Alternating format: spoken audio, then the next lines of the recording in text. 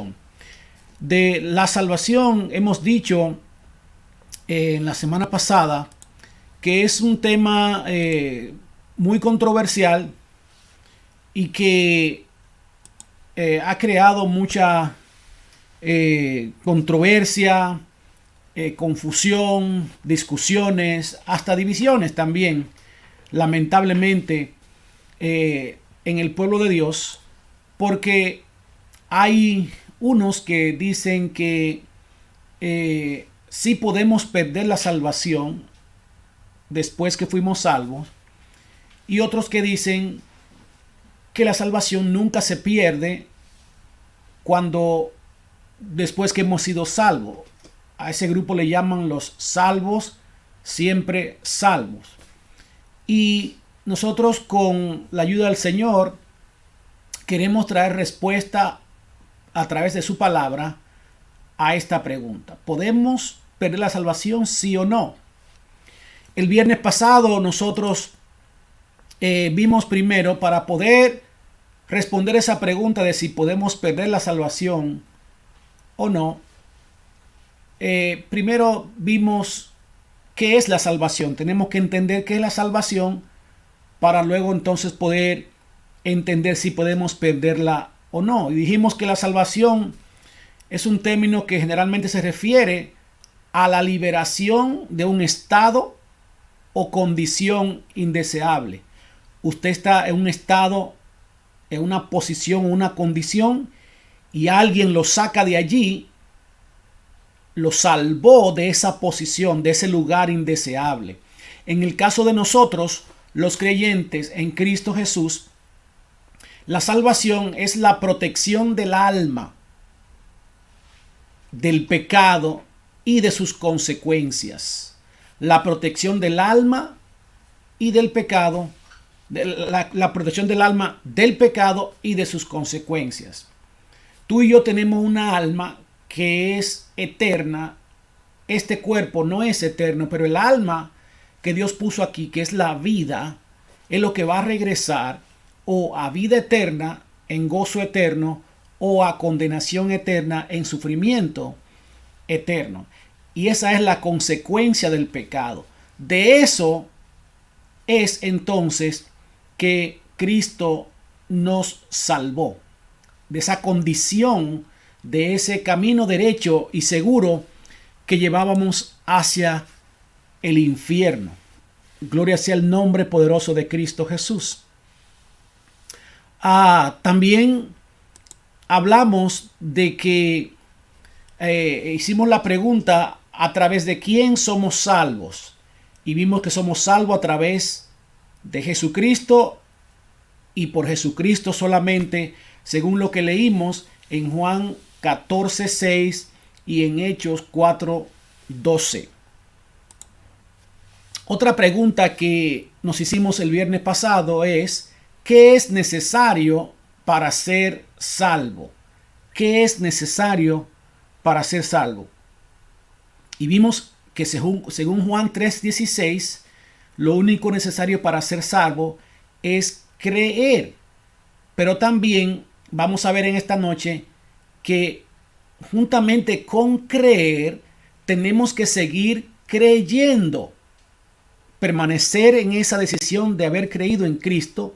Tenemos que creer, y vamos a hablar mucho de la palabra permanecer o perseverar, que es una doctrina muy clara y muy amplia en la palabra de Dios, enseñada directamente por nuestro Señor Jesucristo y también por los otros hombres que Él escogió, como el apóstol Pablo, el apóstol Pedro y también Juan. Juan 3:16 dice que solamente hay que creer. Pero es interesante que vimos también el viernes pasado que el tiempo gramatical en que está escrito ese creer en Juan 3:16 dice literalmente: para que todo aquel que en él cree. Es un presente indefinido. Usted tiene que indefinidamente, por el resto de su vida aquí en la tierra, tiene que permanecer, seguir creyendo, ¿verdad? ¿Qué otra cosa vimos el viernes pasado? Respondimos la pregunta de cómo recibimos la salvación. ¿Cómo recibimos la salvación? Y vimos que según Romanos 10, 9 al 10, tenemos que hacer una confesión de boca, pero también creyéndolo en el corazón. Nosotros confesamos el nombre de Cristo para testimonio a los demás de que nosotros ya hemos sido salvados, de que somos hijos de Dios, que tenemos un cambio de dirección, una vida diferente. Y también eso tiene que reflejarse, esa decisión, en esa vida día tras día. Así es como recibimos la salvación, confesándolo con nuestra boca y creyéndolo en el corazón, según Romanos 10, 9 al 10. Otra cosa que, eso fue lo último que vimos el viernes pasado, en cuanto a lo que es la salvación, por medio de quién somos salvos y qué es necesario para recibir esa salvación. Gloria es el nombre de Cristo. Hoy, con el favor de Dios, vamos a ver entonces por medio de qué somos salvos. O sea, ¿qué nos cuesta la salvación a ti y a mí? ¿Cuánto tenemos que pagar? ¿Qué debemos hacer? Como le preguntó aquel joven, que la Biblia le llama el joven rico a Cristo, ¿qué debo hacer o qué más debo hacer para ser salvo? ¿Cuál es el precio que tenemos que pagar? Si me acompañan aquí en Efesios 2, 8 al 9, ahí está la respuesta a cuál es el precio, cuánto nos cuesta la salvación a ti y a mí. Efesios 2, 8 al 9, unos dos versículos que yo sé que muchos de ustedes han leído, pero dice allí en Efesios 2, 8 al 9, porque por gracia sois salvos por medio de la fe, y esto no de vosotros, pues es don de Dios, no por obras, para que nadie se gloríe. Entonces, ¿cuál es el precio de la salvación? ¿Qué tenemos que hacer para ser salvos? La respuesta es nada. No nos cuesta nada, porque dice que somos salvos por gracia. Y gracia, el mismo versículo 9 lo explica al final. Dice, somos salvos por gracia, sois salvos por medio de la fe. Y esto no de vosotros, pues es un don de Dios. Un don significa un regalo. Es un regalo de Dios para ti y para mí, que a mí y a ti no nos cuesta nada, pero que a Dios le costó el hacerse hombre, venir a la tierra, pasar por todo tipo de rechazo, burla, acusaciones, morir en la cruz del Calvario, derramar su sangre por ti y por mí, y todo eso que él pasó te correspondía a ti y a mí, y al final ir al castigo eterno, que es el infierno, el lago de fuego, pero a través de Cristo recibimos ese regalo de la salvación. Y la gracia significa literalmente cuando Dios nos da algo que no merecemos. La gracia significa que Dios nos da algo que no merecemos. El versículo 9 aclara un poco más que es un regalo. No hay nada que yo pueda hacer o dejar de hacer para recibir la salvación. Dice el versículo 9 que no es por obras para que nadie se gloríe. Obras quiere decir ser bueno, ir a la iglesia, ayudar a los demás, servir a los demás, darle un poquito de dinero a la persona que está en la esquina pidiendo dinero, ser un buen esposo. Todo eso son buenas obras que Dios quiere que hagamos, pero no somos salvos por lo que hacemos o dejamos de hacer. Y eso es bien importante recordarlo. Somos salvos por gracia, no por obra, porque hay iglesias por ahí, sobre todo la iglesia más grande que tiene el mundo, que es la Iglesia Católica, enseña todo lo contrario, que es por obra. Y por eso la gente se esfuerza por hacer muchas cosas buenas, aunque en muchas otras cosas anda quebrantando, desobedeciendo la palabra de Dios porque no la conoce. Pero hacen cosas buenas creyendo que por eso es que Dios los va a salvar. ¿Qué pasaría? ¿Qué significaría que alguien quiera ganarse la salvación haciendo cosas buenas? Bueno, con eso lo que estamos diciendo es que el sacrificio de Cristo, el que Dios viniera y se hiciera hombre y se sacrificara por nosotros para pagar el precio y el castigo que nosotros debimos haber pagado o sufrido, como que lo que estamos diciendo es que eso no valió de nada. Estamos tirando por el suelo, tirando a la basura el sacrificio de Cristo. Y con querer ganarnos la salvación, lo que estamos entonces es pretendiendo que nosotros mismos podemos alcanzarla por nuestro propio esfuerzo. Ningún hombre, por más que se afane, puede ganarse la salvación. Es un regalo de Dios. No es por obra para que nadie se gloríe. Ahora sí, somos salvos para hacer buenas obras.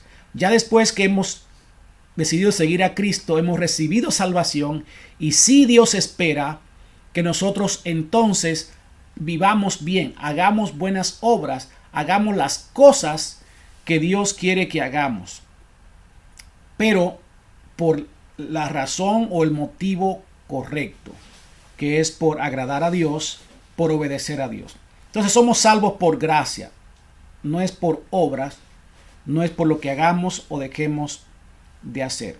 También en esta noche veremos que la salvación es instantánea.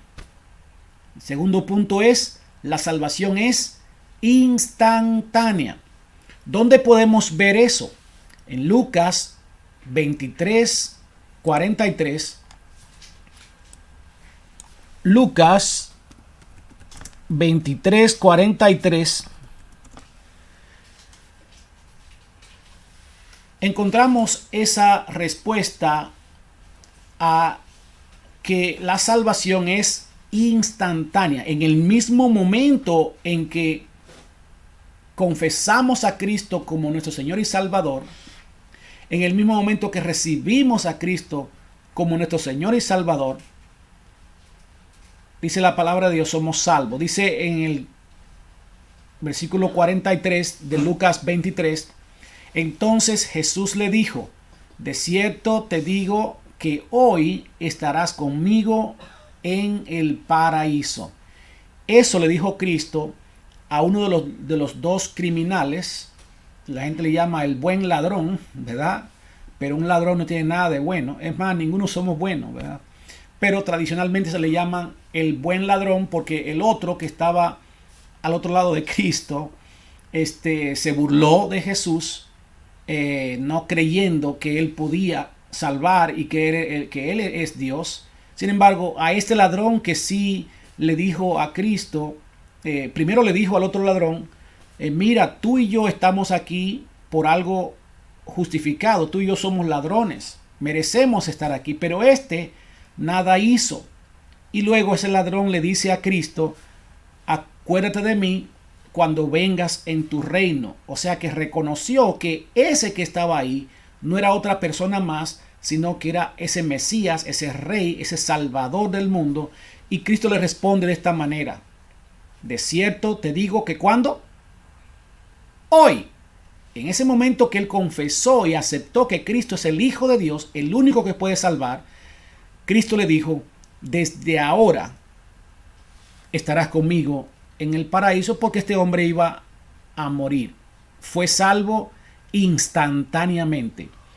Esta enseñanza es bien importante recordarla, porque también hay iglesias, como la Iglesia Católica, que enseña que la salvación es algo de lo cual no podemos estar seguros, y que todo el tiempo que estemos aquí en la tierra tenemos que estar peregrinando, haciendo cosas buenas, viviendo la vida correcta o haciendo buenas cosas para ver si Dios tiene misericordia y nos lleva a descansar.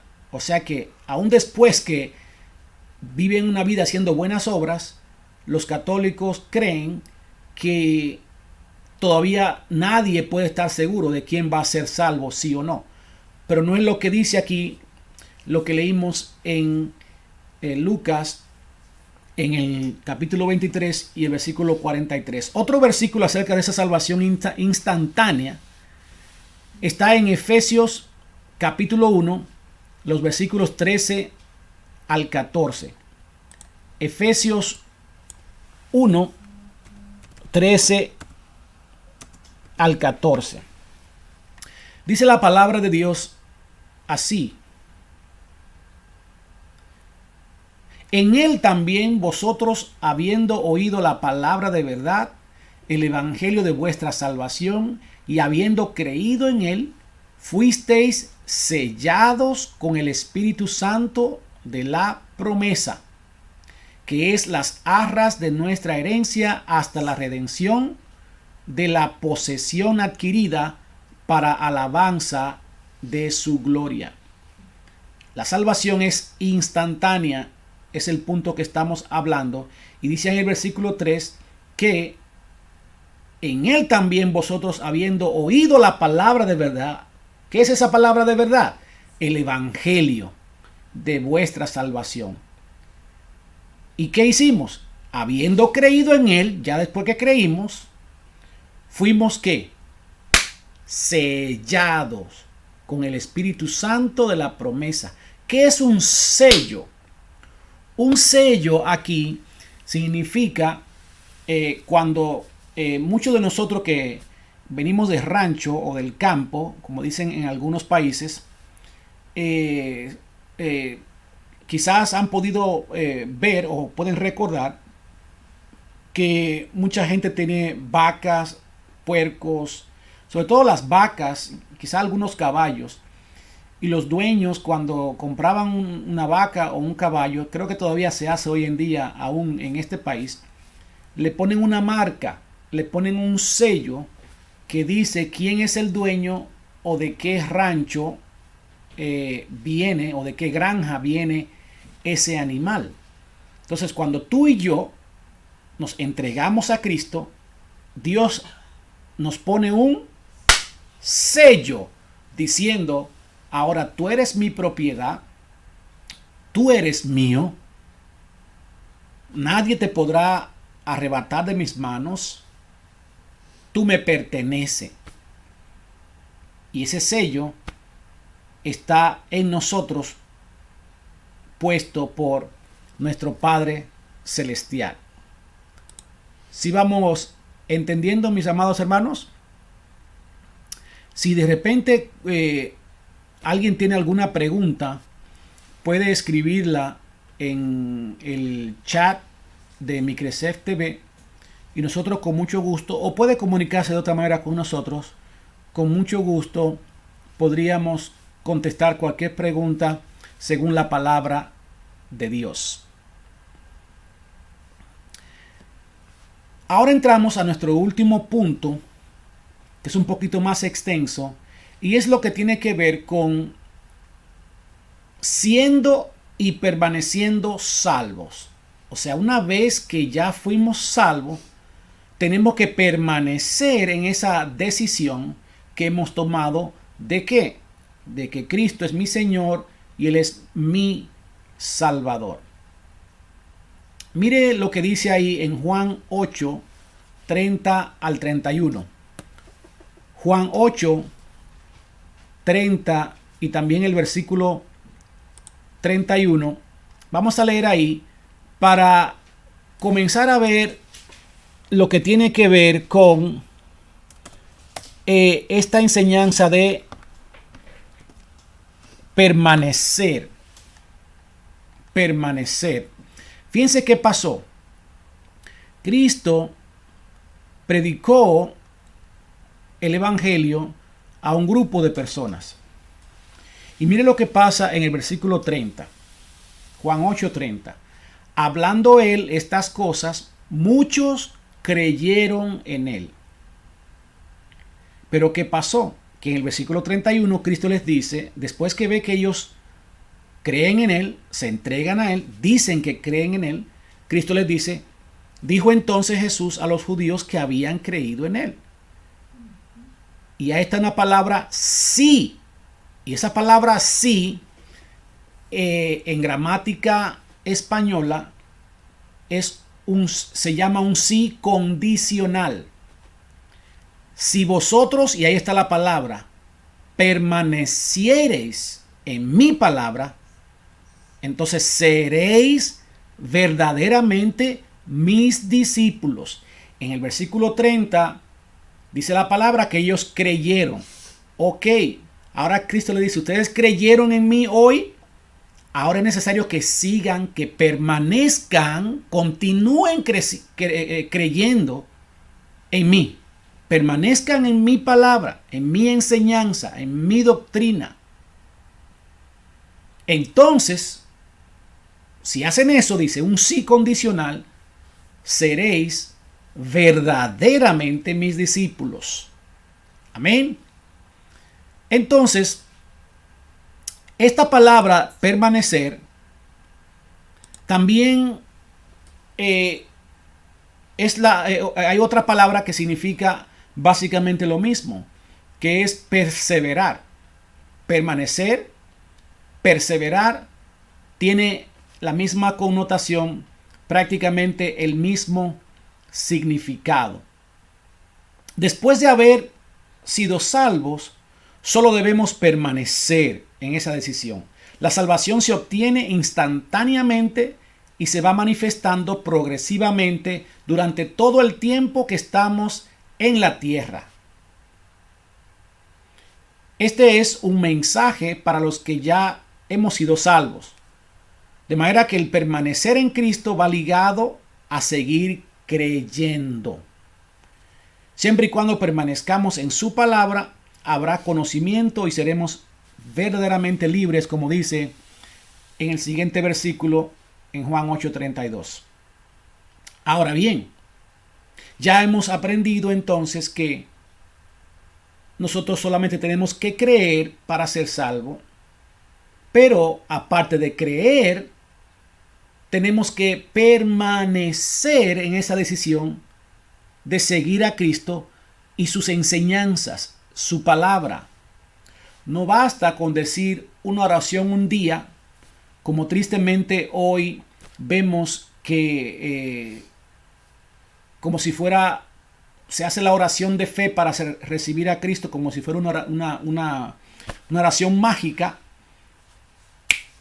Ya hiciste una oración y te fuiste por ahí a vivir la vida igualita como antes.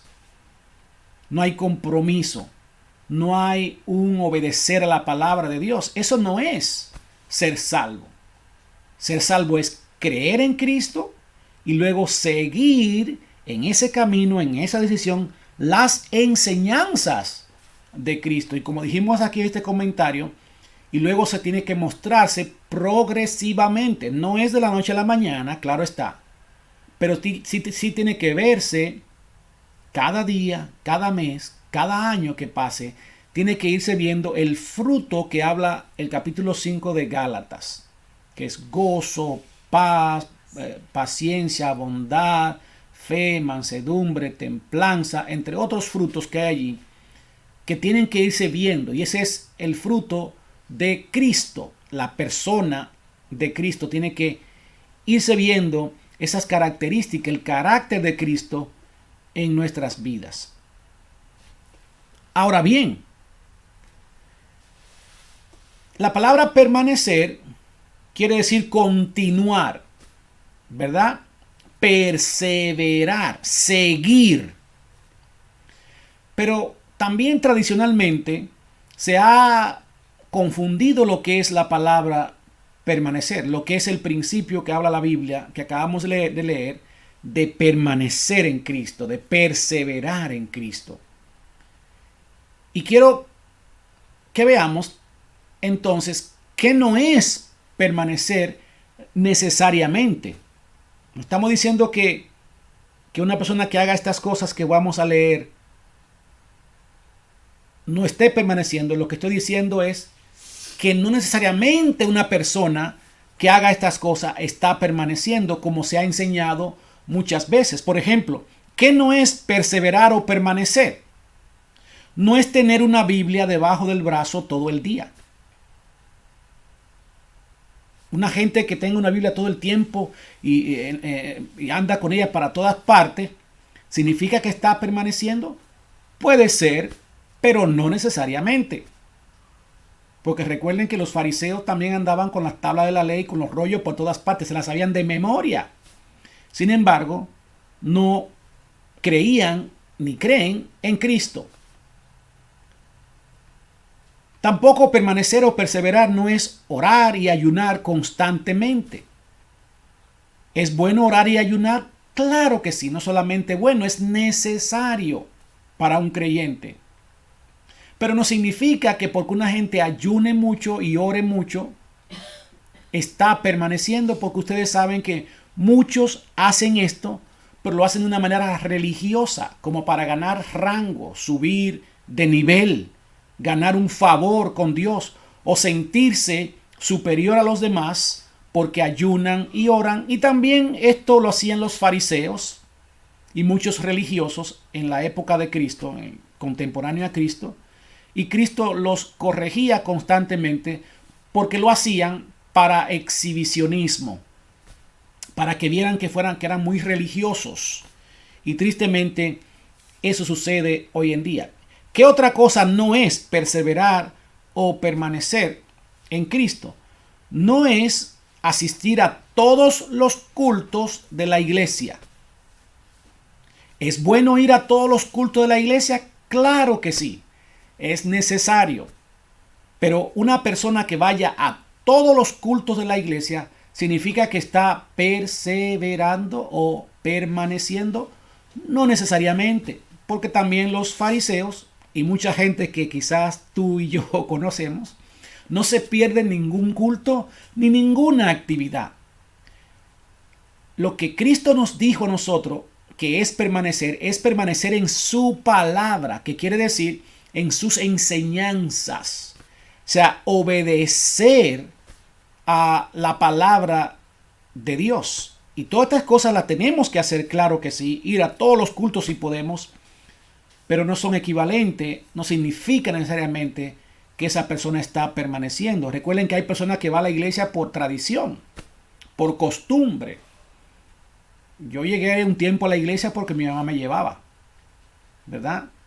También llegué a ir a algunas iglesias porque me interesaba una chica que se congregaba allí. Y por muchas razones podemos ir a la iglesia. ¿Qué otra cosa no es permanecer o perseverar en Cristo?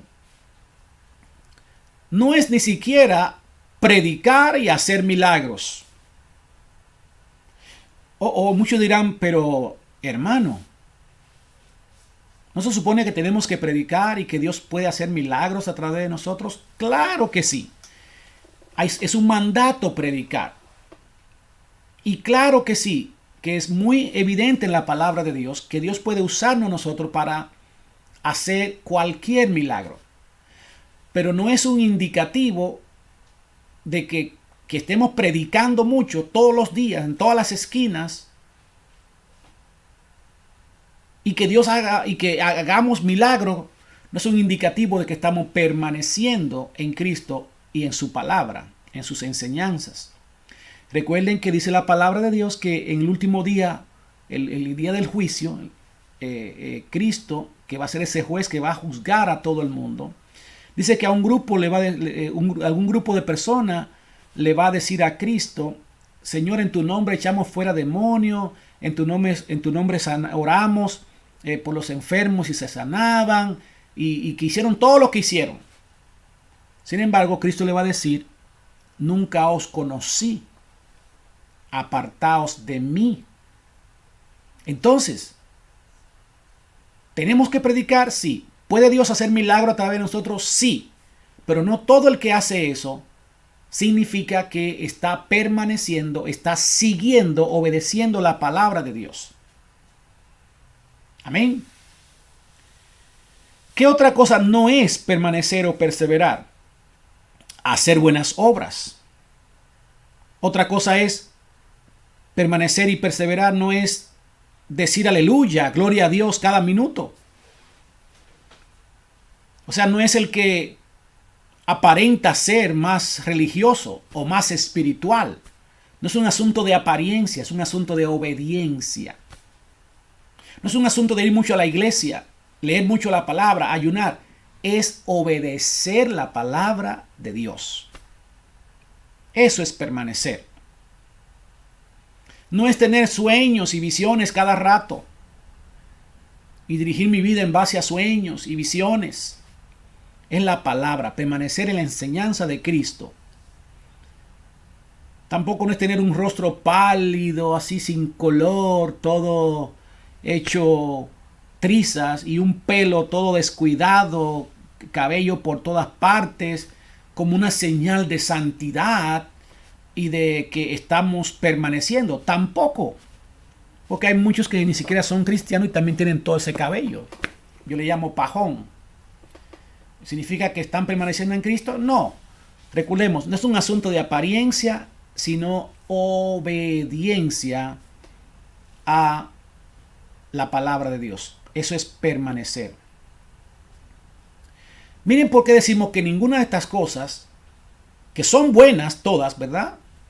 Y algunas de ellas son mandatos de Dios, pero no son necesariamente indicativos de que estamos permaneciendo en Cristo y su palabra. Miren lo que dice en Mateo en el capítulo 7. Vamos a leer versículo 20, a partir del versículo 21. Mateo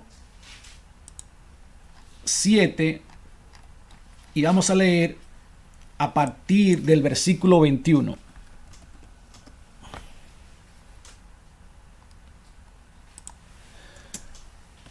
Dice en Mateo 7, vamos a leer aquí varios versículos, vamos a leer 7, Mateo 7, versículos 21 al 23 y luego vamos a pasar a Mateo 23 del 1 al 7. Pero primero Mateo 7, 21 al 23. ¿Qué dice estos pasajes? Dice: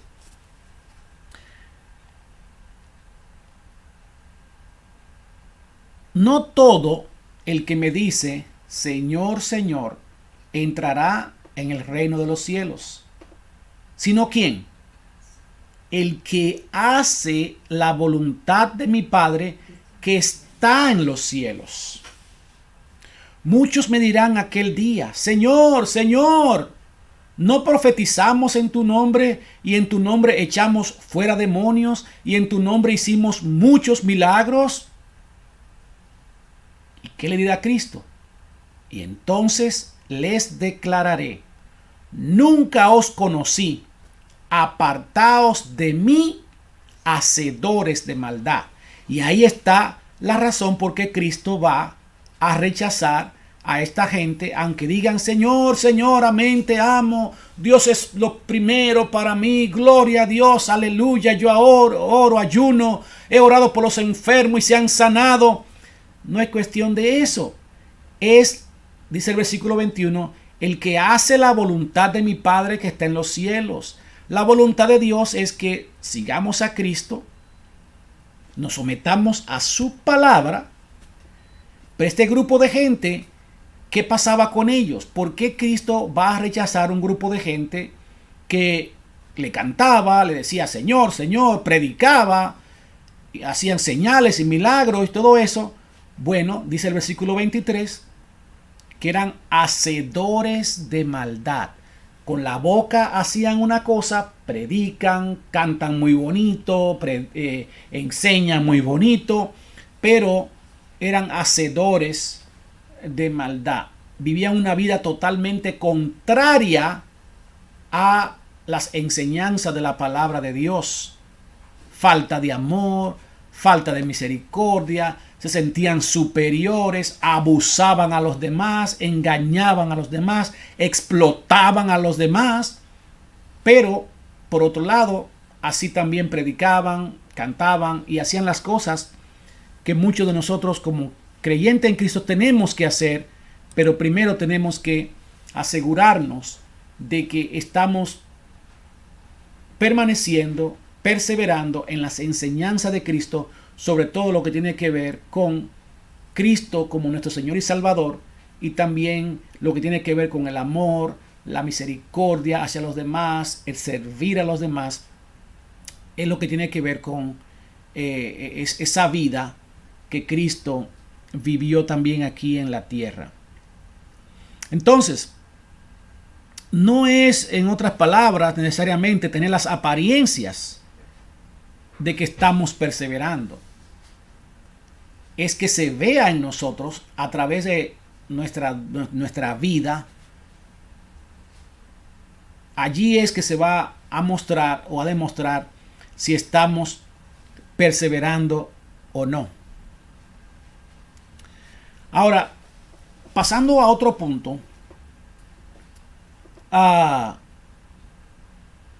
¿cómo es la vida de alguien que permanece, de alguien que dice que permanece, que es cristiano? ¿Cómo es esa vida? Bueno, dice en Primera de Juan ahora, Primera de Juan 2, 1 al 6, el libro de Primera de Juan 2, los versículos, Primera de Juan 2 y los versículos 1 al 6, vamos a leer 6 versículos, para ver allí cómo es la vida de alguien que dice que permanece en Cristo, o sea, de un cristiano. Dice: hijitos míos, estas cosas os escribo, para que no pequéis, y si alguno hubiere pecado, abogado tenemos para con el Padre, a Jesucristo el justo. Y Él es la propiciación por nuestros pecados, y no solamente por los nuestros, sino también por los de todo el mundo.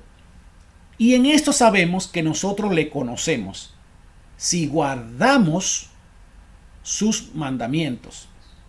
El que dice, oiga esto, hermano, el que dice, yo le conozco, y no guarda sus mandamientos, el tal es mentiroso y la verdad no está en él. Estamos leyendo en Primera de Juan, capítulo 2, a partir del versículo 1. El versículo 5 dice: pero el que guarda su palabra, en este verdaderamente el amor de Dios se ha perfeccionado. Por esto sabemos que estamos en él. Ese que busca guardar la palabra, obedecer la palabra de Dios, ese ya debe saber, debe estar seguro de que ese es alguien que está en él. Y el versículo 6 dice: el que dice que permanece en él, ¿qué debe hacer? Debe andar como él anduvo. Ahí está la palabra permanecer otra vez. Debe andar como él anduvo. Ahora bien, una aclaración. El versículo 1 dice algo bien importante. Quiere decir que un cristiano que permanece, el que dice que conoce a Dios y que está permaneciendo, perseverando en los caminos de Dios,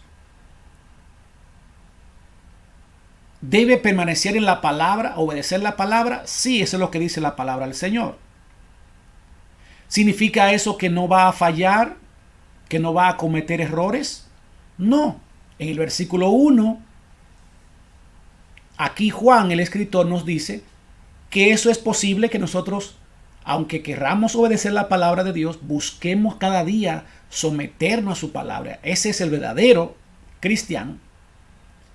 Puede cometer errores. Y también nos dice ahí en el versículo 1 qué hacer cuando cometamos errores, faltas delante de Dios. ¿Qué dice el versículo 1?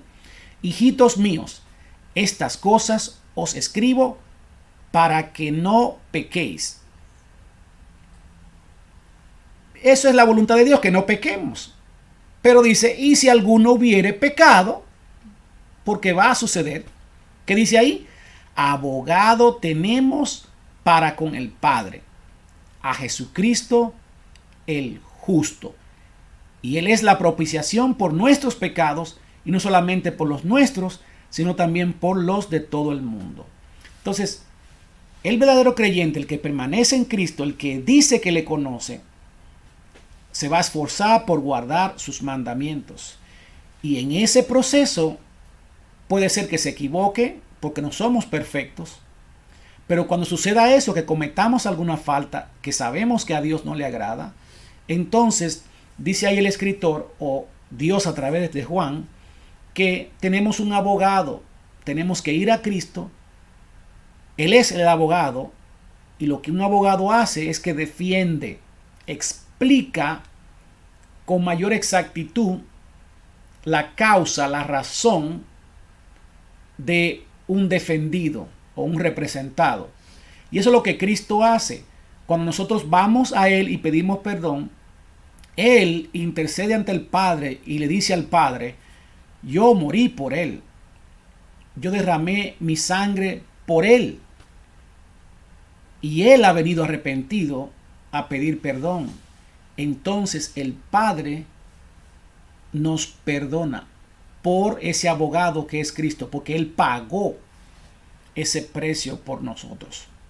Dice también aquí en Juan que si confesamos nuestros pecados, Él es fiel y justo para perdonar nuestros pecados y limpiarnos de toda maldad.